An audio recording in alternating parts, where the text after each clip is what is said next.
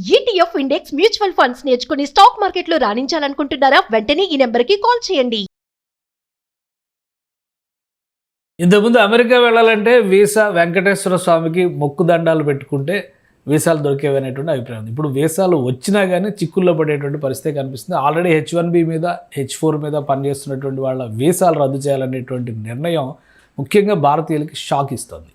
So ఇప్పుడు దీనికి సంబంధించినటువంటి ప్రత్యామ్నాయాలు ఏంటి, అసలు వీసా నిబంధనల్ని అమెరికా ఏ విధంగా మార్పు చేయబోతుంది, ఈ అంశాలను విశ్లేషించే ప్రయత్నం చేద్దాం. మనతో పాటు అమెరికా నుంచి వర్జీనియా నుంచి లైవ్లో జాయిన్ అయ్యారు సాయి శ్రీనివాసరెడ్డి, భూమిరెడ్డి సాయి శ్రీనివాసరెడ్డి గారు. శ్రీనివాసరెడ్డి గారు నమస్తే. నమస్తే సార్. వీసాల గురించి ఇప్పటివరకు ఏంటంటే ఎప్పటివరకు ఉంచుతారు, ఎప్పుడు పంపిస్తారు అనే దాని గురించి చర్చ జరిగింది. ఇప్పుడు ఆల్రెడీ వీసా ఉన్నా కానీ ఒక గండంలా కనిపిస్తుంది. ఏంటి H1B H4 పైన పెట్టినటువంటి నిబంధనలు ఏంటి, వాటి వల్ల ఎదురవుతున్న సమస్యలు ఏంటి? జనరల్గా ఫస్ట్ చెప్పాలనుకుంటే మీరు చెప్పినట్టు ఈ సంవత్సరం సుమారు 85,000 మంది వీసాస్ అనేది రివోక్ చేయడం జరిగింది సార్. అంటే మొత్తం అంటే H1B కానీ F1 కానీ ఇది ఓన్లీ భారతీయులకు సంబంధించినది కదా, ప్రపంచ దేశాల నుండి వచ్చిన వాళ్ళందరికీ 85,000 మంది వీసాలు అనేది రివోక్ చేయడం జరిగింది. సో దీని తర్వాత మనం చూసుకుంటే గత నెలలో నవంబర్ నెలలో ఈ వైట్ హౌస్ దగ్గర ఒక చిన్న అటాక్ అనేది జరగడం జరిగింది, అంటే which is barbaric. So attack జరిగిన తర్వాత ఈ H1B H4 వీసా హోల్డర్స్ కూడా సోషల్ మీడియా బెట్టింగ్ అనేది చేయాలి, వీళ్ళ every visa is adjudication to the national security అనేది ఒక చిన్న కాన్సెప్ట్తో ఇప్పుడు H1B H4 వీసాలకు కూడా సోషల్ మీడియా బెట్టింగ్ అనేది చేస్తున్నారు సార్. అంటే ఇది ముందు ఎప్పుడే కానీ లేదు, మనం మాట్లాడుకుంటే గత ఏప్రిల్ మే ఆ మంత్లో ఈ F1 లేకపోతే F2 వీసా హోల్డర్స్కి సోషల్ మీడియా బెట్టింగ్ అనేది ఉండేది, H1B వాళ్ళకి ఎప్పుడు ఉండేది కాదు. ప్రస్తుతానికి H1B H4 వీసా వాళ్ళకు కూడా సోషల్ మీడియా బెట్టింగ్ ద్వారా వీళ్ళు కరెక్టా కాదా, లైక్ వీళ్ళు ఏమైనా యాంటీ అమెరికన్ వాల్యూస్కి అగేన్స్ట్గా చేస్తున్నారా లేదా, ఏమైనా యాంటీ నేషనల్ సెక్యూరిటీకి ఏమైనా అగేన్స్ట్గా వర్క్ చేస్తున్నారా లేదా అనే దాని గురించి వాళ్ళకి తెలుసుకున్న తర్వాత వీసా ఇష్యూ చేస్తామనేది క్లియర్గా చెప్పడం జరిగింది. ఓకే, ఇప్పుడు ఈ రద్దు చేయడం అంటే ఏంటి, దాని స్టేటస్ ఏంటి? ఆల్రెడీ H1B H4 వీసాల మీద అమెరికాలో పనిచేస్తున్న వాళ్ళ భవిష్యత్తు ఏంటి? రద్దు అయింది కాబట్టి వాళ్ళని వెంటనే మళ్ళీ డిపోర్ట్ చేసేటువంటి ప్రమాదం ఏమైనా ఉందా? సో జనరల్గా వీసా రద్దు అయినంత మాత్రాన సో ఇక్కడ ఉన్న లీగల్ స్టేటస్కి అయితే ఏం ప్రాబ్లం అయితే ఏమి ఉండదు సార్.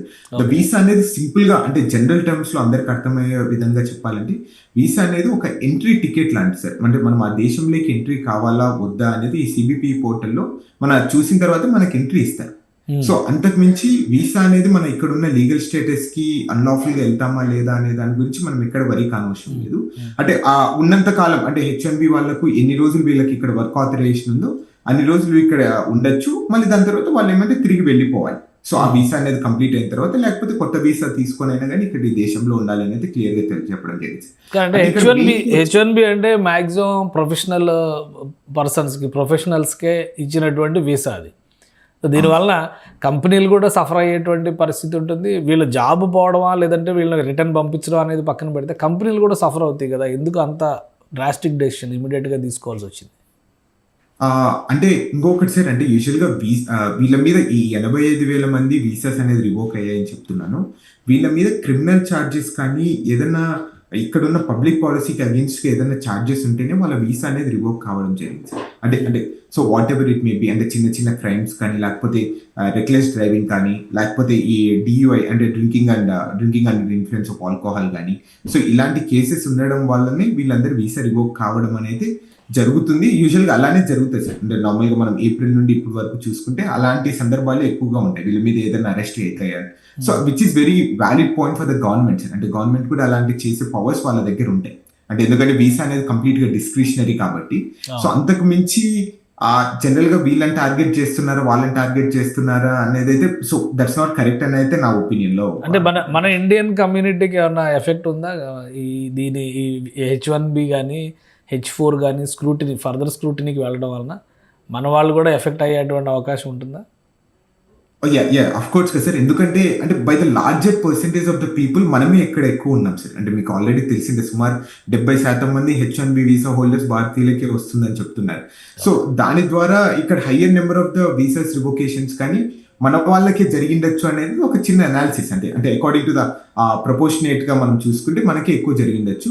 అండ్ ఈ సోషల్ మీడియా బెట్టింగ్ అనేది కూడా సో మోర్ ఆన్ ద మనకి ఇండియన్ సైడ్ కి ఎక్కువ ఎఫెక్టెడ్ గా కనిపిస్తుంది సార్.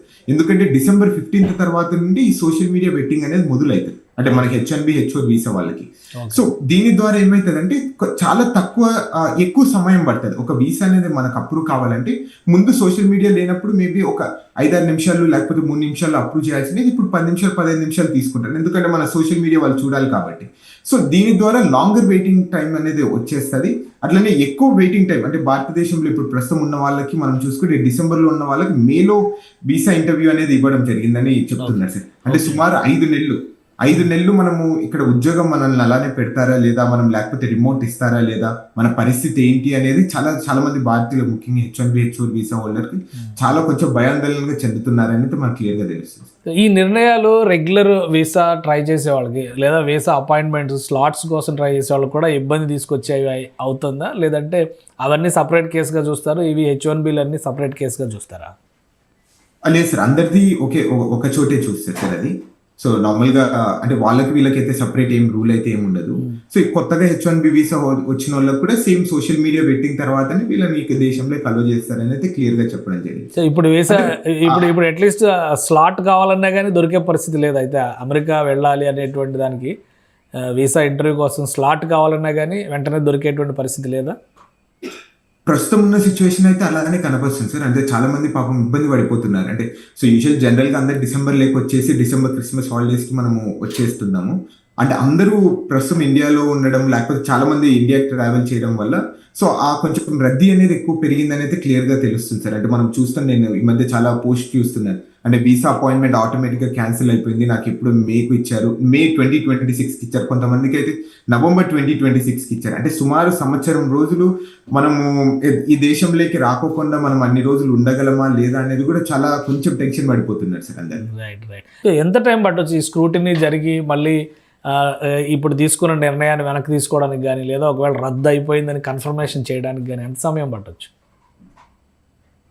యూజువల్గా సార్ అంటే ఏ డెసిషన్ అయినా కానీ వీసా మీద వచ్చే కొద్దీ ఫాస్ట్గా తీసేసుకుంటారు సార్. ఓకే.